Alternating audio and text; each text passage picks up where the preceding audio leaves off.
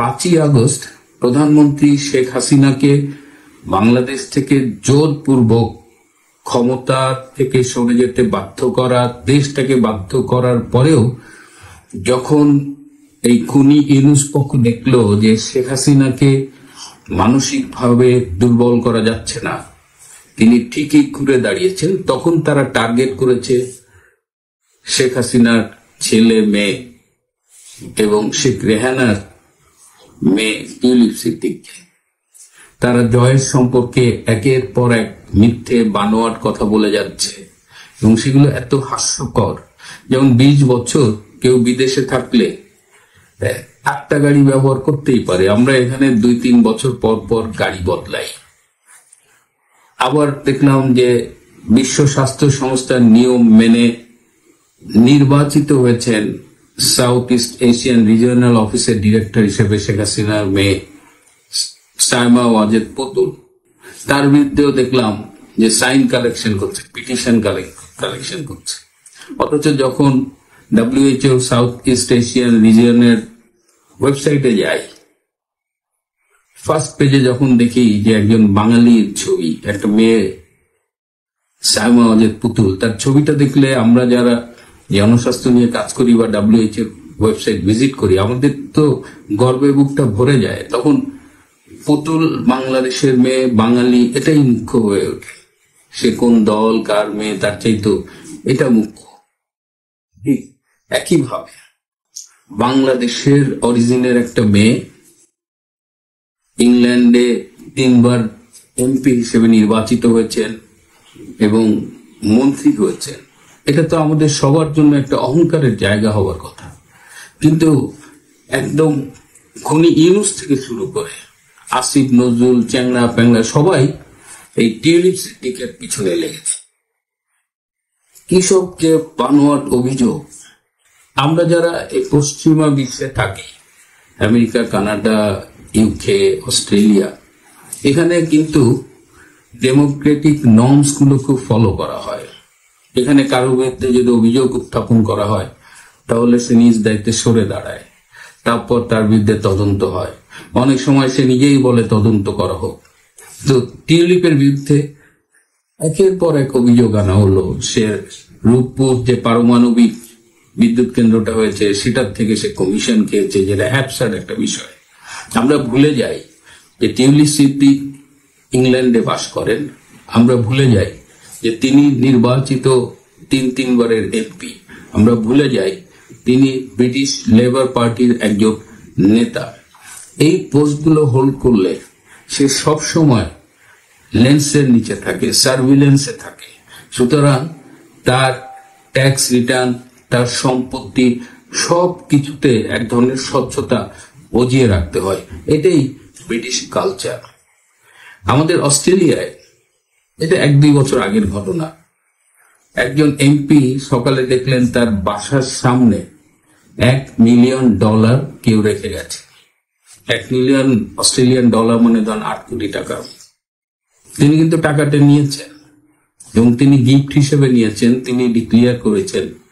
তো আমাকে কেউ যদি গিফট দেয় বা এইসব দেশে কেউ যদি গিফট দেয় এবং সেই গিফট যদি ডিক্লেয়ার করা হয়, ধরেন আমি বললাম যে আমাকে এই গাড়িটা একজন গিফট দিয়েছে, আমি গিফট নিচ্ছি এবং সেটা আমি ডিক্লেয়ার করছি, এন্ড দ্যাটস ক্লিয়ার।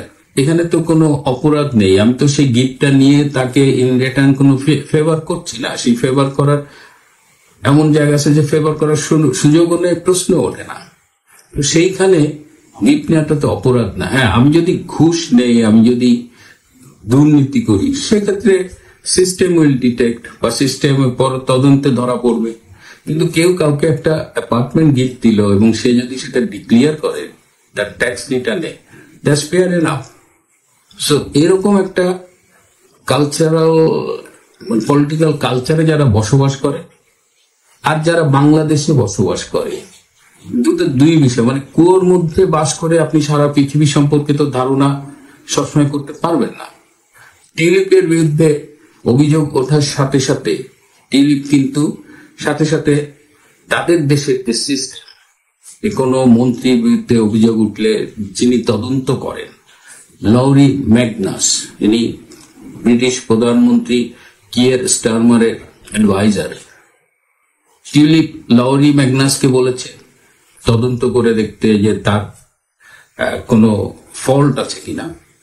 আরেকটা তথ্য আপনাদের জানিয়ে রাখি যে টিউলিপ যখন মন্ত্রী হয়, যখন এমপি হয়, সব সময় সে কিন্তু তার কনফ্লিক্ট অফ ইন্টারেস্ট ডিক্লেয়ার করেছে যে তার আপন খালা বাংলাদেশের একজন রাজনৈতিক নেতা এবং বাংলাদেশের প্রধানমন্ত্রী। সে কিন্তু এটা খুব ক্লিয়ারলি প্রতিবার ইনফর্ম করেছে, সেটা এখানেও লুকোনোর কিছু নেই। সুতরাং লাউরি ম্যাগনাস তদন্ত করে দেখেছে, তদন্ত করে সে কোনো অভিযোগের সত্যতা পায়নি, অর্থাৎ তদন্তে টিউলিপ সিদ্দিকী নির্দোষ প্রমাণিত হয়েছে।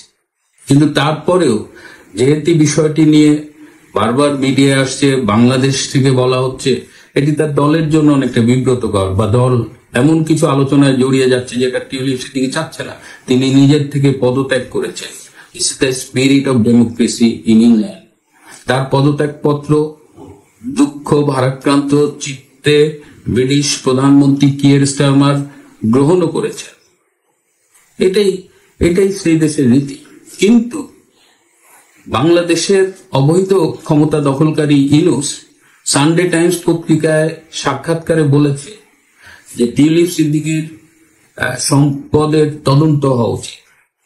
শেখ হাসিনার আমলে বাংলাদেশ থেকে যে লুটপাট করা সম্পদ তিনি নিয়েছেন সেটা বাংলাদেশকে ফিরিয়ে দেওয়া উচিত এবং টিউলিপের ক্ষমা চাওয়া উচিত। তিনটে সাজেশন তিনি দিয়েছেন, অথচ এর কোনোটারই ভিত্তি নাই। টিউলিপ সিদ্দিকীর কি সম্পত্তি আছে এটা ব্রিটিশ সরকারের কাছে আছে, এটা নতুন করে তদন্ত করার কিছু নাই, বা করলেও 100 বার করেন, সমস্যা নাই।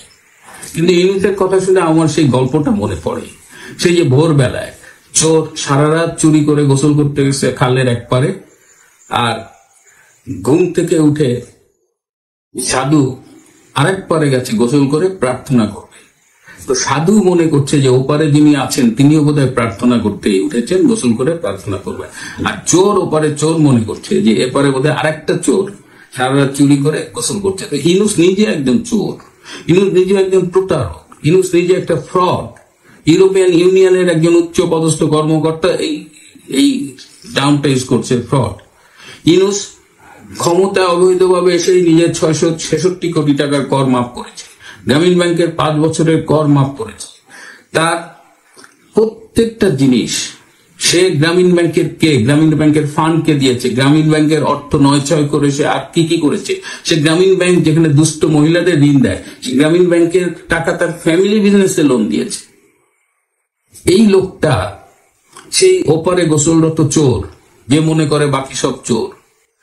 ইউনূসের তো জানা উচিত, তিনি তো পশ্চিমা বিশ্বের সাথে কানেক্টেড, তার তো জানা উচিত যে how this western world functions.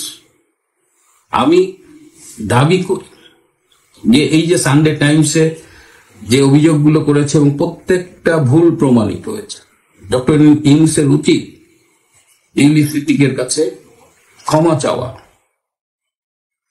আরেকটা কথা বলি, আজকে ব্রিটিশ কালচার অনুযায়ী টিউলিপ সিদ্দিক যে পদত্যাগ করেছে, টিউলিপ সিদ্দিক আরো শক্তিশালী হয়ে ব্রিটিশ রাজনীতিতে শুধু ফিরে আসবে না, ব্রিটিশ এই বর্তমান যে কিয়ার স্টারমার বা লেবার পার্টি সরকার আছে সেই সরকারের মন্ত্রী পরিষদেও ফিরে আসবে। কিন্তু আমরা আমাদের ছোট লোকিত্বটা দেখিয়ে দিলাম। যেমন আসিফ নজরুল এটা নিয়ে একটা স্ট্যাটাস দিয়েছে, আসিফ নজরুলের কথা কিন্তু এখন শোনা যায় না, হ্যাঁ একদম গর্তে ঢুকে গেছে। সে একটা স্ট্যাটাস দিয়েছে যেন বিশ্ব জয় করে ফেলেছে। অথচ এই আসিফ নজরুল একজন চরিত্রহীন, একজন মিথ্যেবাদী। তার যে পরিমাণ মিথ্যে সে গত 15 বছরে বলেছে, যদি পশ্চিমা বিশ্বে হতো এরকম একজন লোক কখনোই দলের দেশের ক্ষমতার জন্য বিবেচিত হতো না। তিনি একজন বিশ্ববিদ্যালয়ের শিক্ষক, তিনি পিএইচডি করেছেন আন্তর্জাতিক নদী আইন বিষয়ে। কোনদিন তাকে নদীর আইন বিষয়ে কোনো কথা বলতে শুনেছেন? কোনদিন তাকে আন্তর্জাতিক একটা গবেষণায় নেতৃত্ব দিতে দেখেছেন? কোনদিন তাকে আন্তর্জাতিক একটি জার্নালে কোনো গবেষণা পাবলিশ করে সেটি নিয়ে আলোচনা করতে দেখেছেন? তার মূল কাজটা সে কি করে জানি না, তবে সে সুন্দর কথা বলে, সেই কথা দিয়ে সে তরুণী পটায়, সেই কথা দিয়ে সে টিভিতে টকশোতে গিয়ে মিথ্যে কথা বলে। আর আজকে টিউলিপ সিদ্দিকীর মতো একজন ক্লিন ইমেজের পলিটিশিয়ান নিয়ে সে কথা বলে। এই যে আজকে দেখবেন যে মডেল তিন্নি হত্যায় অভিকে কোর্ট খালাস দিয়েছে, সবাই জানে তিন্নিকে অভি হত্যা করেছে, কিভাবে করেছে। অথচ এই আসিফ নজরুলের বন্ধু হওয়ার কারণে এত বছর পরে তিন্নি হত্যার একদম একটা স্পষ্ট খুন থেকেও তার বন্ধু অভিকে সে খালাস দেওয়ার ব্যবস্থা করলো। তো এই সব লোকের সাথে আসলে কি কথা বলবেন? আমার একটা তরুণী বন্ধু আছেন, নেদারল্যান্ডসে থাকে, সেও দেখলাম খুব খুশি টিউলিপের এই ঘটনায়, আমাকে আবার একটা কার্টুন পাঠিয়েছে। তো তার কথাবার্তার আমি খুব ভক্ত, তিনি খুব গভীর বোধ সম্পন্ন একজন তরুণী। হ্যাঁ, আমি তার গুণমুগ্ধ একজন কবি। কিন্তু দেখলাম যে এত বছর বিদেশে থেকে এত গভীর বোধের অধিকারী হয়েও টিউলিপের প্রশ্নে নিজের স্বরূপটা ঢাকতে পারলে না। অথচ দেখেন, এই লন্ডনেই আরেকজন রাজনৈতিক নেতা থাকেন, তারেক রহমান, প্রায় 17 বছর ধরে আছেন। What is his source of income? তিনি বিলেতে খুব অভিজাত এলাকায় বাস করেন, খুব বিলাসবহুল জীবন যাপন করেন। তার আয়ের উৎস কি? লোক মুখে শুনি যে এই পদ বাণিজ্য করেন, লোকের কাছে চাঁদাবাজি করেন। তার ট্যাক্স রিটার্নে নাকি শুনেছি তিনি শো করেন যে তিনি জুয়া খেলে এই অর্থ উপার্জন করেন। যদি এই অভিযোগ সত্যি হয়, তাহলে কি আমরা একজন জুয়ারিকে আমাদের ভবিষ্যৎ নেতা হিসেবে দেখতে চাই? তাহলে এই বিষয়গুলো নিয়ে তো আমরা একদম কথা বলি না। যত দোষ নন্দ ঘোষ, আমরা শেখ হাসিনার ব্যাপারে মিথ্যে কথা বলতে একবারও চিন্তা করি না। এখন তাকে বাদ দিয়ে পরবর্তী প্রজন্ম যারা বিশ্ব মঞ্চে নিজেদের প্রতিষ্ঠিত করছে, তাদের পিছনে লেগেছি। আমরা যে কত ছোট লোক, মানুষের উন্নয়নে, মানুষের অর্জনে আমরা যে কতটা ঈর্ষা বোধ করি, এটা ঈর্ষাও নয়, ঈর্ষা একটা ভালো শব্দ। আমরা আসলে আমাদের রক্তের ভেতরে ছোট লোকই আছে, না হলে যে কারণে আমাদের অহংকার বোধ করার কথা, সেখানে আমরা কালিমা লেপন করছি। আমরা এই বাঙালি যে কাউকে উপরে উঠতে দেখলে আমরা তার পা ধরে টেনে নামাই, অথচ কেউ উপরে উঠলে আমরা তাকে বাহবা দেই না। তো আজকে অনেক দুঃখ পেয়েছি আমি, যেহেতু আমি নিজে অস্ট্রেলিয়ায় থাকি, আমি এখানে দেখি রাজনৈতিক নেতা, মন্ত্রী, এদের অনেকের সাথে আমার ব্যক্তিগত পরিচয় আছে। এখানে কালচারটা দেখি, আমি টিউলিপের অবস্থানটাও বুঝি। Tulip has done the correct thing. এটা নিয়ে নির্লজ্জের মতো ট্রল করা সাজে না, বিশেষ করে ইনুসের মতো একটা বিশ্ব বাটপার, বিশ্ব বেহায়া, বিশ্ব টাউট, বিশ্ব প্রতারক, তার মুখে তো এটি শোনায় মানাই না। আর আসিফ নজরুল আমার চাইতে আপনারা ভালো জানেন যে একজন বিশ্ববিদ্যালয়ের প্রফেসর কতখানি টাউট হতে পারে।